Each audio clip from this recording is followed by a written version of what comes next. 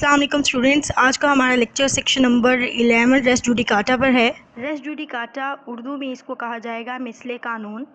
सबसे पहले तो ये जान लें कि रेस जुडिकाटा है क्या। ठीक है, ये बार है। सेक्शन नंबर 10 बार नहीं था, ये सब्सिक्वेंट सूट पे बार है। रेस जुडिकाटा एक लैटिन टर्म है और जो इसमें मैटर होगा वो सुन लिया जाएगा पहले से, और ना सिर्फ सुन लिया जाएगा बल्कि डिसाइड हो चुका होगा। रेस जुडिकाटा का मतलब है an issue that has been settled by judicial decision. इसमें इसका मतलब ये है कि ऐसा मामला जो किसी जुडिशियल डिसीजन में पहले से ही हल हो चुका हो।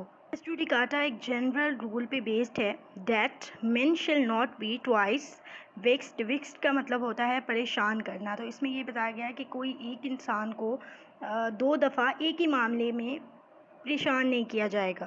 सेकंड नंबर पे इसकी बेस्ड है ground of public policy. Res judicata दो मैगज़ीन पे बेस्ड है। पहली है no one should be twice troubled for the same cause, और सेकंड है it is in the interest of the state that there be limit to litigation. Next जो इसमें बयान किए गए हैं वो हैं इसके इंग्रेडिएंट्स, और आप लोगों ने एक चीज़ जहन में रखनी है कि इसके जो इंग्रेडिएंट्स हैं वो किसी हद तक सेक्शन नंबर 10 से मिलते जुलते हैं। ठीक है, जैसे सेम मैटर इन इशू, ठीक है, और सेम पार्टीज़।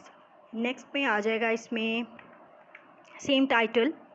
ठीक है, लेकिन इसमें एक चीज़ जो डिफरेंट है वो ये है कि उसमें सूट इन पेंडिंग था सेक्शन नंबर 10 में, लेकिन सेक्शन नंबर 11 में सूट मस्ट बी डिसाइडेड आएगा। ठीक है, इस रेस जुडिकाटा में एक तो रेस जुडिकाटा को एक्सप्लेन किया गया है। सेकंड नंबर पे इसकी कंस्ट्रक्टिव ऑफ रेस जुडिकाटा को भी एक्सप्लेन किया गया है। ठीक है, ये थोड़ा सा डिफरेंट है रेस जुडिकाटा से। रियल रेस जुडिकाटा से कंस्ट्रक्टिव रेस जुडिकाटा डिफरेंट है। वो किस तरह है मैं अभी आगे आप लोगों को एक्सप्लेन करने वाला। अब इसमें कुछ इस तरह के पॉइंट हैं जिसके वजह से जो रेस जुडिकाटा का नज़रिया है उसको अवॉइड किया जा सकता है। जिसकी बुनियाद पे वो है जी जजमेंट ऑब्टेन बाय फ्रॉड और without jurisdiction, recall of order under section number 151 यानी कि inherent power of the court. अब मैं रेस जुडिकाटा के फर्स्ट पैराग्राफ को रीड करने वाली हूँ। ठीक है, और मैं सिर्फ इंग्लिश ही पढ़ने वाली हूँ क्योंकि इसकी उर्दू बहुत हद तक मिलती जुलती है सेक्शन नंबर 10 से।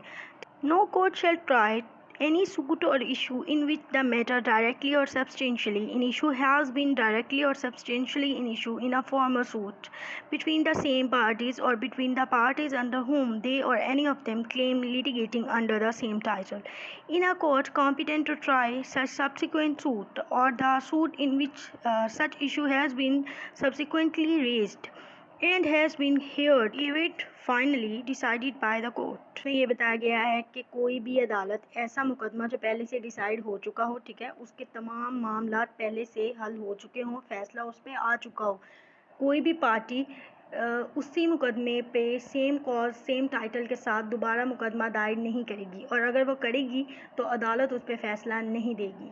नेक्स्ट है एक्सप्लेनेशंस ऑफ रेस जुडिकाटा, और ये जो हैं 6 एक्सप्लेनेशंस हैं जिसमें से 4 वाली मोस्ट इंपॉर्टेंट है। एक्सप्लेनेशन नंबर 1 को आप लोग हेडिंग दे लें ताकि आप लोगों को भूलें ना, फॉर्मल सूट के नाम से।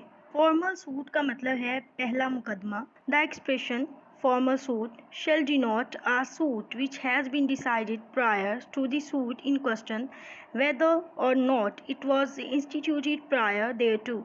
फॉर्मल सूट का बता दिया गया है कि जो पहले वाला मुकदमा है वो मुकदमा होगा, उससे मुराद ऐसा मुकदमा लिया जाएगा जो पहले से डिसाइड हो चुका होगा। ठीक है, उस मुकदमे के जो बाद में किया जाएगा, और इसमें बेशक पहले से वो मौजूद दायर किया गया हो या ना किया गया हो, लेकिन इससे मुराद वही मुकदमा लिया जाएगा जो पहले से डिसाइड हो चुका हो। Next explanation number 2, for the purposes of this section the competence of a court shall be determined irrespective of any provisions as to the right of appeal from the decision of such court। इस section में अदालत का इख्तियार समाअत बताया गया है। इसमें ये बताया गया है कि जो अदालत का इख्तियार समाअत है, ठीक है, वो उसकी जो अपील हो सकती है उसके फ़ैसले पे उसकी दफ़ा से कतई नज़र यानी कि उसके अलावा जो है वो डिसाइड किया जाएगा। एक्सप्लेनेशन नंबर 3 में उन्होंने ये बता दिया है कि जो मुकदमा है वो किस तरह का होना चाहिए। द मैटर मामला अबव रेफर जो पहले बयान किया जा चुका है to must in the former suit मा कबल मुकदमे में have been alleged by one party and either denied or admitted expressly or impliedly by the other। इसमें ये कहा गया है कि क्योंकि आप लोगों को पता है मुकदमा तो दो फ़रीक के दरमियान होता है, ठीक है। तो एक फ़रीक वो होगा जो मुकदमे को बयान करेगा, यानी कि वो इल्ज़ाम लगाएगा, ठीक है।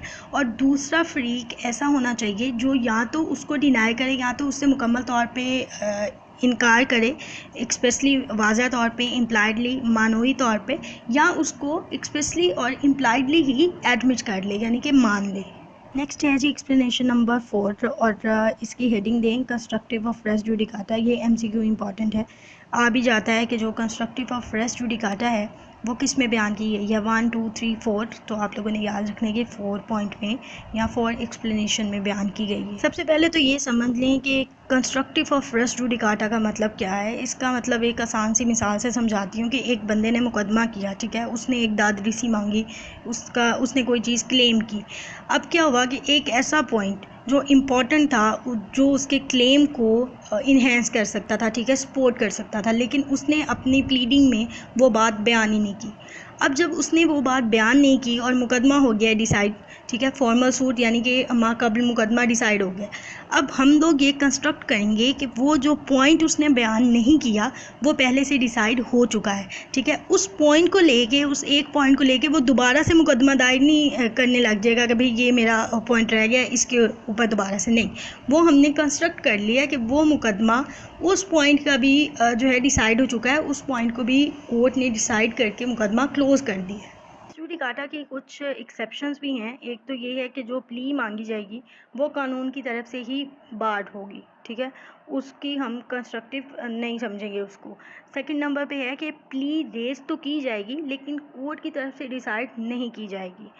थर्ड नंबर पे है जो मैटर होगा वो एक्चुअली और कंस्ट्रक्टिवली इशू में नहीं होगा। Any matter which might or ought to have been made ground of defense or attack in such formal suit shall be deemed to have been a matter directly and substantially in issue in such suit। इसमें ये बयान किया गया है कि कोई ऐसा मामला जिसे माक़ाबिल मुकदमे में सफाई या एतराज़ की बुनियाद बनना चाहिए था, या वो सफाई या एतराज़ की बुनियाद बनता हो, तो हम लोग उसको ये मानेंगे कि वो जो पॉइंट है वो माक़ाबिल मुकदमे में, ठीक है, बराह रास्त या माकूल हद तक बयान हो चुका है। नेक्स्ट है explanation number 5। Any relief claimed in the plant which is not expressly granted by the degree shall for the purposes of this section be deemed to have been refused। इसमें ये बयान किया गया है कि कोई ऐसी दादरसी या इस्तदा जो डिग्री में जो है ग्रांट नहीं की जाएगी, नहीं दी जाएगी, तो वो उसकी बेस पे नया मुकदमा नहीं हो सकता, ठीक है।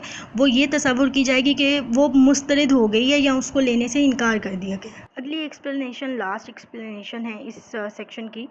वेयर पर्सनस लिटिगेट बोनाफाइड का मतलब है जायज़ in respect of a public right or of a private right claimed in common for themselves and other, all persons interested in such right shall for the purposes of this section be deemed to claim under the persons so litigating। इसमें ये बयान किया गया है कि जहाँ बहुत सारे शख्स मिलके पब्लिक राइट के लिए, ठीक है, या प्राइवेट राइट के लिए, जिनमें उनका भी मफाद शामिल हो और दूसरों का भी मफाद शामिल होगा, मुकदमा दायर करेंगे, तो उस मुकदमे के तहत वो दावा दायर करने वाले अशख़ास ही माने जाएंगे। रेस जुडिकाटा इंपॉर्टेंट है लेकिन एमसीक्यू इसमें से गिने चुने ही आते हैं, ठीक है। सबसे पहले वो ये पूछ लेता है कि रेस जुडिकाटा को कौन सा सेक्शन एक्सप्लेन करता है, या सेक्शन नंबर 11 किसको एक्सप्लेन करता है, तो वो रेस जुडिकाटा को। सेकंड नंबर पे वो ये पूछ लेता है कि क्या ये बार है किसी आने वाले सूट पे, तो बिल्कुल ये बार है, इसके होते हुए कोई नया मुकदमा दायर नहीं हो सकता।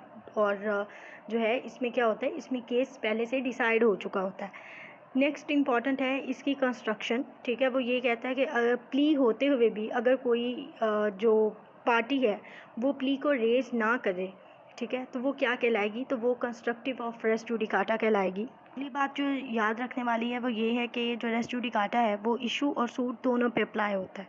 इसमें जो मैटर है वो डायरेक्टली और सब्सटेंशियली इन इशू होगा।